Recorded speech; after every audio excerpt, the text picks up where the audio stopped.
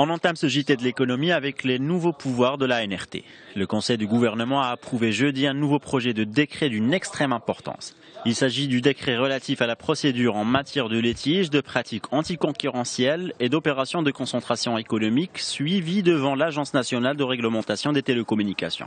Ce projet de loi vise à réaliser une concordance entre le statut de l'agence et la loi relative à la liberté des prix et à la concurrence adoptée en 2014. Ainsi, le nouveau texte contient des dispositions concernant les règles de procédure et les décisions qui peuvent être émises par la NRT. Elle pourra ainsi recevoir et examiner les cas de violation à la bonne concurrence.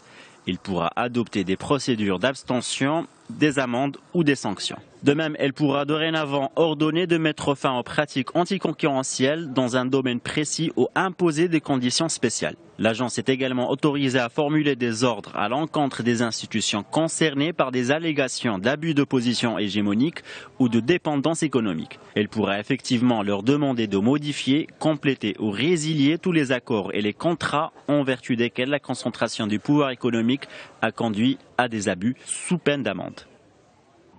On s'intéresse désormais à l'OCP. L'entreprise vient de voir sa notation par Standard & Poor's renouvelée. L'agence de notation vient en effet de maintenir la notation Investment Grade Outlook Stable, soit BBB-. Il faut dire que le maintien de la note de l'Office intervient dans un contexte très spécial. Standard & Poor's a procédé à la dégradation de notes de plusieurs acteurs mondiaux du marché des phosphates. L'ensemble des acteurs internationaux du secteur ont connu des contre-performances au premier trimestre 2016. Les analystes avaient prévu une conjoncture moins favorable en 2016 pour l'ensemble du secteur. Ils anticipent une baisse des prix et une reprise graduelle de la demande. Malgré cela, le groupe a fait preuve d'une forte résilience avec des résultats beaucoup moins impactés par les conditions du marché. Selon l'OCP, cette forte résilience a été favorisée par les avantages compétitifs du groupe. À fin mars 2016, le groupe OCP a réalisé des volumes plus importants sur les 3 segments roches, acides et engrais. Dans le premier trimestre de cette année, son chiffre d'affaires s'est établi à 10 milliards de dirhams.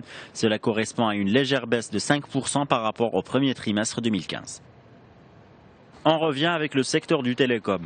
Miditel change de tête. Après le départ de l'ancien DG Michel Paulin, qui est parti au Numéricable SFR, l'opérateur rouge vient enfin de trouver un remplaçant. Le nouveau directeur général du Miditel s'appelle Yves Gauthier.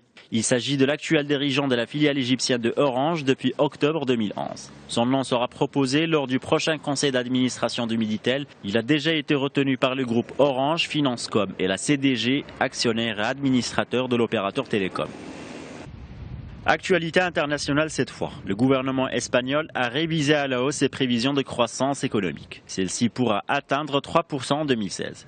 L'exécutif tablait auparavant sur une croissance économique à 2,7% durant l'année en cours. Le nouveau taux de croissance prévu sera atteint en dépit de la faible croissance du secteur du BTP due à l'incertitude politique que connaît le pays. L'exécutif a également indiqué qu'un total de 530 000 emplois ont été créés en Espagne pendant l'année 2015. L'année en cours connaîtra la création de 500 000 postes d'emploi supplémentaires. Cela devrait permettre à renforcer la croissance économique.